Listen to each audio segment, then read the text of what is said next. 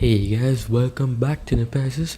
Once again, this is your host and gamer, and today's video gonna be reviewing Deadpool.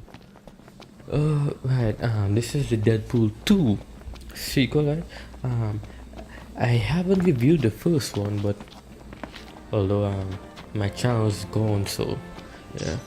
But in case you guys didn't know, I used to do movie reviews, and I have a rating system actually.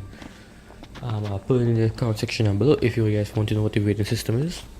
Okay, so how do I say about Deadpool 2? Well, I have to point out the fact that it's actually good. It's a bit better than I was expecting it to be. And the one thing I noticed though, something having to change directors on the first or second one. The first one was done by Tim Miller, right? Now this one was done by the same guys that made John Wick, and I actually like John Wick, right?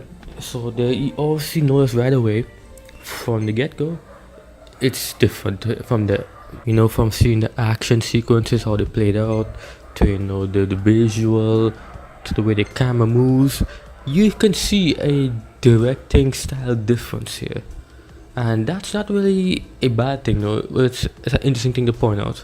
Now, as usual, it being Deadpool, there's going to be a lot of fourth wall breaking, comedy jokes, a lot of laughs, chuckles, whatever. But this time around, this one, I noticed there was a lot. They're putting a lot here, and sometimes it can be overwhelming. And another thing I noticed too about it was that if you're not really a big fan like the Marvel films, you probably won't get some of the references. It was more catered to the X-Men fans, Marvel MCU fans. So there are some of them. If you haven't watched like the films, you probably might not pick up on what the references in the jokes are. I just point that out. I noticed that, but notice if I was able to laugh normal at it. It also brings me to another problem that I had with the comedy in this film. Compared to the first one, this one has a lot more of Ryan Reynolds' input in it. And if you've seen Ryan Reynolds work before, whether he does, action and comedy and he does more of the comedy, you've seen it in the past, you would notice that Ryan Reynolds, he tends to make things drag. And sometimes you can make a joke go from funny to annoying. And that's one thing I noticed in this film. It had a bit more of annoying moments than the first, especially coming down at the endings. Some of the jokes had running gags. It dragged on for a bit too much and ended up being annoying. Although there were pretty good stuff in there, though, I will admit that. I also have to say, the acting standpoint, he does well. He's like basically the Deadpool. I mean, at this point, you might as well just say it's Deadpool playing Ryan Reynolds. He owns a character pretty much like how Robert Downey Jr. owns Iron Man, right? And from the writing perspective, just proves that. Well, another thing, the more important ones like Cable, being done by Josh Brolin, and the girl does Domino. I find they did a good job. Although I would have wanted to see Michael Shannon did Cable, someone being taller and bigger. Because Josh Brolin, I find he looks small. I mean, Josh Brolin did get big size, so he didn't look that small. But I still want to see someone, like Michael Shannon play Cable. But overall, from acting portrayal standpoint, the actors did the characters' roles good, from what I've seen. Overall, how would I say?